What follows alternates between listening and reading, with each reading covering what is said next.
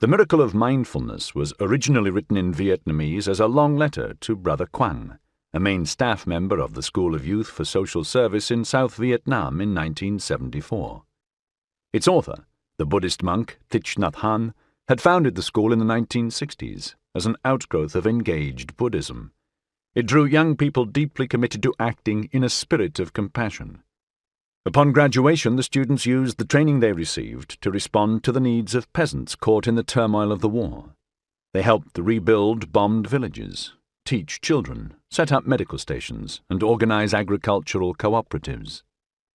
The workers' methods of reconciliation were often misunderstood in the atmosphere of fear and mistrust engendered by the war.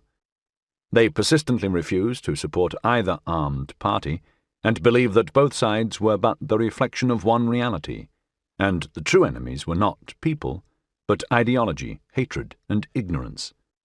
Their stance threatened those engaged in the conflict, and in the first years of the school, a series of attacks were carried out against the students. Several were kidnapped and murdered. As the war dragged on, even after the Paris Peace Accords were signed in 1973, it seemed at times impossible not to succumb to exhaustion and bitterness. Continuing to work in a spirit of love and understanding required great courage. From exile in France, Thich Nhat Hanh wrote to Brother Quang to encourage the workers during this dark time. Thich Nhat Hanh, Thai, the form of address for Vietnamese monks, means teacher, wished to remind them of the essential discipline of following one's breath to nourish and maintain calm mindfulness, even in the midst of the most difficult circumstances.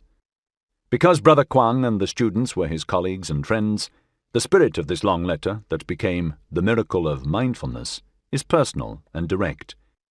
When Thai speaks here of village paths, he speaks of paths he had actually walked with Brother Quang.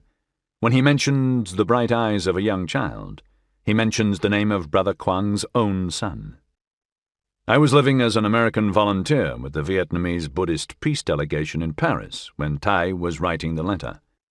Thai headed the delegation, which served as an overseas liaison office for the peace and reconstruction efforts of the Vietnamese Buddhists, including the School of Youth for Social Service.